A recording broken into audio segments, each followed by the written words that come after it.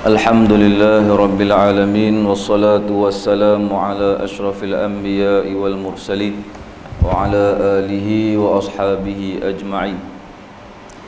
Allahumma salli ala sayyidina Muhammadin adada ma fi ilmillah, salatan daimatan bidawami mulkillah. Subhanaka la ilma lana illa ma 'allamtana innaka antal alimul hakim. Rabbi syrah li sadri wa yassir li amri wahlul 'uqdatam min lisani yafqahu qawli. Rabbana yassir wa la tu'assir, Rabbana tammim bil khair. Wa la hawla wa la quwwata illa billahil aliyyil azim. Wa la hawla wa la quwwata illa billahil aliyyil azim. Wa la hawla wa la quwwata illa billahil aliyyil azim. Assalamualaikum warahmatullahi wabarakatuh. Alhamdulillah, pertama dan selamanya kita ucap syukur kepada Allah Subhanahu wa taala. Kerana Allah Subhanahu wa taala senantiasa tak putih-putih bagi nikmat masa, nikmat kesihatan dan juga kemampuan untuk sama-sama buat kebaikan untuk diri kita sendiri dan untuk masyarakat umumnya. Jadi alhamdulillah. Dan saya ucap terima kasih kepada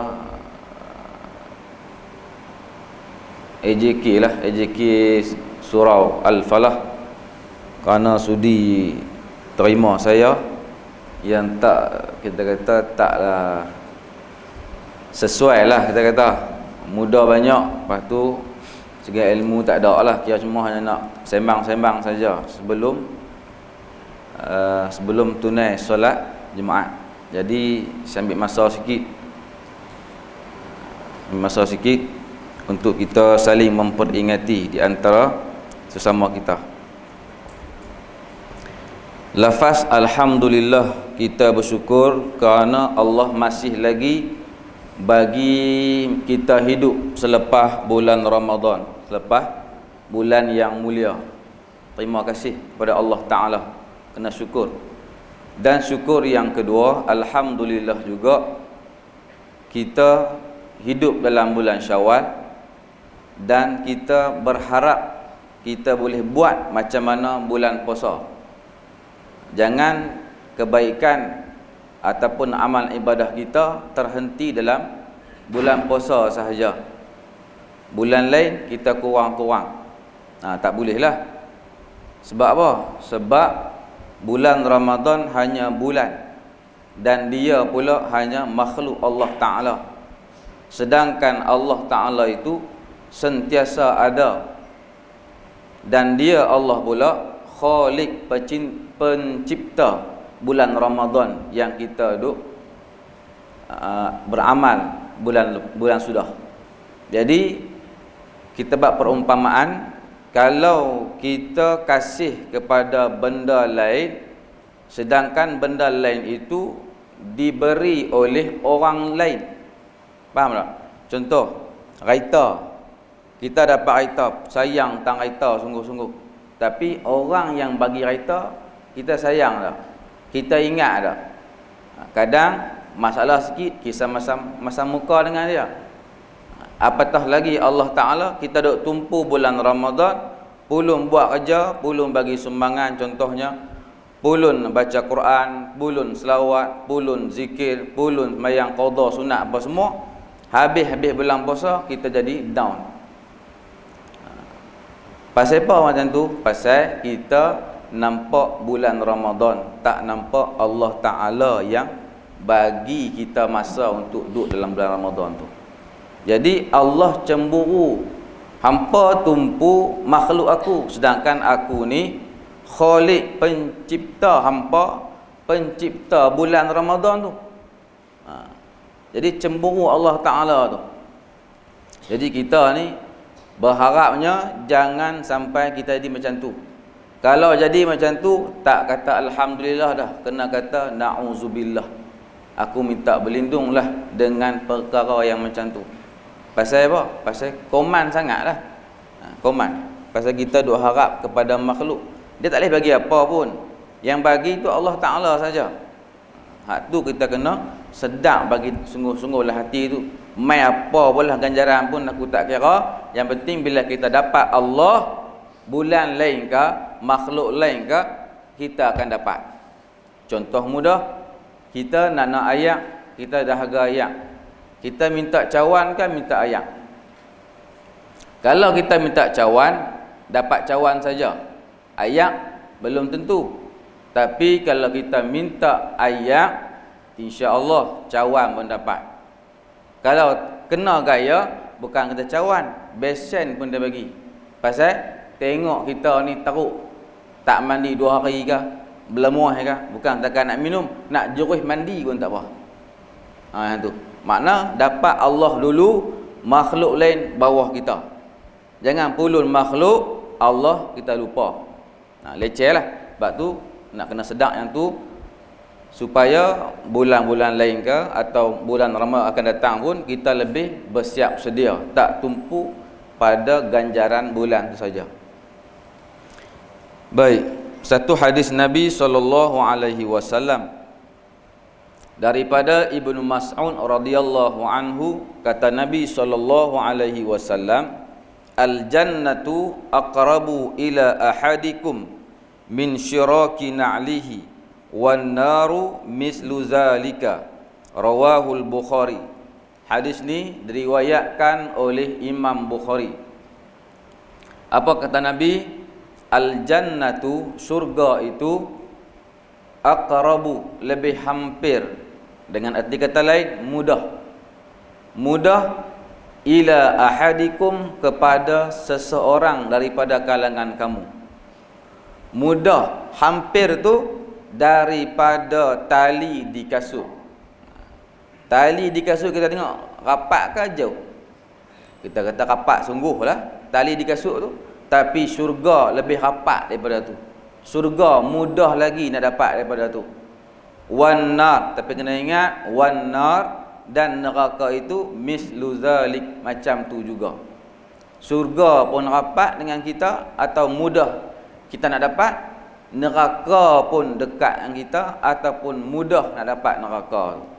Ulama menafsirkan dengan kata aqrab, mudah, hampir ini dengan makna kalau kita buat apa yang diperintahkan Allah, tinggal apa yang dilarang oleh Allah, maka kita dekat dengan syurga. Mudah nak ke syurga. Macam kita hari ni lah. Kita kata setengah kilang, dia kata tak boleh pergi Jumaat. Selang kita kata 2 minggu, kena selang dengan kawan lain. Macam tu macam mana? Letih jugalah nak fikir. Kalau memang tak ada apa-apa ni, terpaksa juga. Kalau ada kerja, kalau ada pilihan lain, kena tinggal. Pasal apa? Pasal kita nak perintah Allah itu dilaksanakan di atas batu jemala patik, kata orang dululah. Zaman sultan dulu ni, segala titah perintah tuanku di atas batu jemala patik. Tak tahulah batu jemala tu mentang apa, batu seketui ke ataupun kesanggupan dalam nak melaksanakan perintah tuanku, tak tahulah. Kita nak macam tu lah.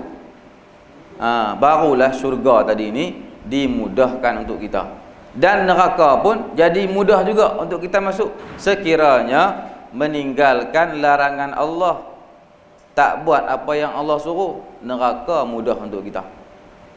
Baik. Hadis lain Nabi kata, al-jannatu huffat bil makarih wan nar huffat bisyahwat. Bermula syurga itu dikelilingi dengan benda-benda yang dibenci, dan neraka itu huffat, dikelilingi dengan benda-benda bisyahwat, dengan keinginan. Benci itu bukan benci di sisi syarak. Syarak suruh lagi buat, tapi di sini benci, siapa benci? Nafsu, tak suka. Jadi jalan nak ke syurga tu, kalau kita tengok Nafsu ni berat kut suka ke, berat tak suka. Jadi kita boleh tengoklah, boleh cam dah. Nak main masjid awal sikit contohnya. Dia kata awal buat apa, lena sat dulu, waktu qailulah. Dia kata sunnah Nabi, lena dulu. Nafsu tu pun makan dulu. Contoh, kita ni kalau ikut dia takut lena, kita tak lena 2 hari dah. Dia suruh lena setengah jam, tutup pi 2 hari juga lena. Dalam semayang tak buat terus. Tu. Jadi tang tu kita nampak dah, segala jalan nak pi ke syurga, nafsu tak suka.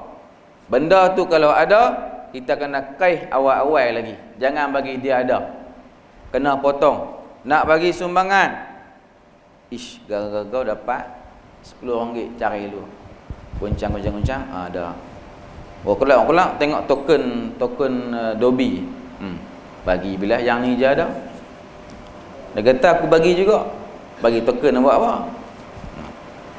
Baik, dan neraka itu dikelilingi dengan benda-benda yang syahwat. Apa dia syahwat?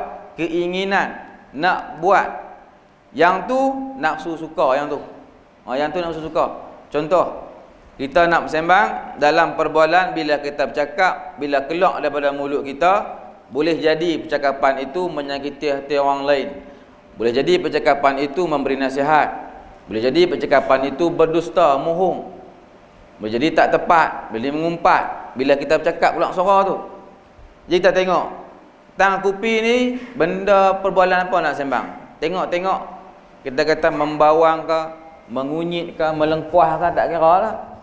Kan? Pipi sembang rancak. Kita pula yang membawang panggil meh. Hampa cerita tak sedap lah. Lah aku nak cerita satu cerita. Ada cerita karang. Hak menipu pun ada, hak mengumpat pun ada, hak kata ke orang pun ada. Janji benda tu nafsu suka tak? Nafsu suka. Tu alamat kata neraka di situ. Dikelilingi dengan benda-benda yang nafsu suka. Jadi orang yang beriman, yang akalnya jernih, yang akalnya cerdik, dia akan berhati-hati. Bila nak buat satu benda, dia tengok dulu. Benda ni penting ke? Tak penting ke? Manfaat ke? Mudarat ke? Bawa ke syurga ke? Bawa ke neraka ke? Dia fikir dulu. Lepas tu saya teringat almarhum Tok Waji Soleh, dia selalu bila dia buat kuliah atau ceramah, sebelum dia meninggal, dia duk ulang benda ni. Yang kami ni pun duk dengar, tu guru ni tak ada ayat lain ke? Duk ulang benda sama saja. Dah tulis banyak kali dah ingat dah makna pun tahu dah. Alah hati kita duk fikir macam tu. Rupanya selama dia duk pesan tu, kita tak lepas lagi yang duk pesan tu. Sebab tu dia pesan banyak kali. Apa dia? 3 benda. Pertama, benda-benda yang penting dalam diri manusia nak kena ada 3 benda ni. Pertama, ayya'rifa khaliquhu, bahawa seseorang itu mesti kenal akan Tuhan dia. Jadi dalam tempoh bulan Ramadan tu, kalau kita tumpu pada ganjaran, tumpu pada bulan Ramadan, lepas Ramadan kita tak mau buat apa dah. Ramadan saja aku pulun. Sebelum tu aku tak mau. Selepas bulan tu aku tak mau pulun. Pasal bulan Ramadan ganjaran banyak. Aku nak gasak betul-betul. Tang tu kita dah nampak kita tak kenal Tuhan. Kita kenal makhluk dah lebih pada Tuhan lagi. Bulan tak boleh bagi apa pun kat kita. Allah yang boleh bagi tu.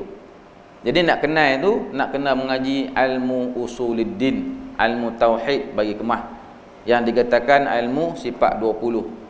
Mengajilah sifat 20 ni nak bagi kenal Allah Ta'ala tu siapa dia tu macam mana, dia tu apa. Sifat dia macam mana, kena kenal yang tu. Penting sebab dia dikira sebagai fardu ain atas diri kita. Tak lepas kira berdosa sampai mati. Kalaupun kitab banyak di rumah, khatam berbuah-buah kitab dah habis, tapi kita lepas dak fardu ain, tak lepas, kena mengaji lagi. Bukan mengaji syarat habis kitab, aku tak payah mengaji dah, tak payah, tu silap. Lepas dah lagi. Walaupun dia mengaji sebuah kitab, lepas fardu ain, cukup lah. Untuk diri dia. Dan untuk dia kalau ada anak bini, ada keluarga, dia nak kena spare untuk soalan-soalan yang diajukan oleh keluarga dia. Untuk beda pelepah kata-kata kekeliruan. Yang tu, yang Yang pertama. Yang kedua, ayya'rifa ma yadurruhu wa ma yanfa'uhu. Nak kena kenal manfaat, mudarat, bahagia, celaka. Tu nak kena kenal yang tu. Orang beriman dia akan pilih. Walaupun benda tu, sekali kawan tak mau kawan, hang tak mau sembang apa. Walaupun macam tu, kita pi masuk, kita ubah suasana tu. Saya hampa kurang mengaji sikit, aku tahu sikit pada hampa ya. Aku tak maulah duduk macam ni. Kita kena apa betul. Mudarat atau manfaat. Boleh fikirlah benda tu. Bab dunia kita boleh fikir, akhirat lagi kena ke depan kita fikir. Pasal akhirat tu tempat yang kekal abadi, nak kena duduk lama di sana. Dan tak boleh balik lah. Yang kedua. Dan yang ketiga, benda penting ialah an ya'rifa ma ahwalahu ba'dal mauti. Iaitulah kena tahu keadaan aku selepas kematian. Sama ada pi neraka atau pi syurga. Nak tahu keadaan tu masa hidup lah. Jangan masa mati baru nak tahu. Tak jadi. Masa hidup lah ni. Aku esok mati lagu mana ni? Senang ke?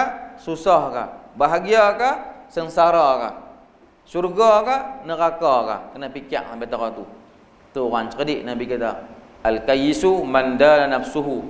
Orang cerdik itu dia prepare diri dia nak pergi ke alam sana. Orang bodoh Nabi kata al-wal ahmaqu. Orang bodoh dia tak fikir benda tu. Dia fikir hanya kenyang perut, tidur, cukup. No? Mudah-mudahan apa yang disampaikan yang lebih utama pada diri saya lah, cakap pandai, nak buat belum tentu. Tapi yang dengar insya-Allah kita doalah supaya mudah-mudahan apa yang kita dengar, apa yang kita tahu, apa yang kita dapat, kita minta Allah kuatkan kita untuk buat apa yang kita tahu. Sebab boleh buat atau benda itu dengan sebab taufik daripada Allah. Tak ada taufik, kita tak boleh buat. Nak main masjid ni pun Allah tak bagi taufik, tak boleh. Wajib main masjid, wajib.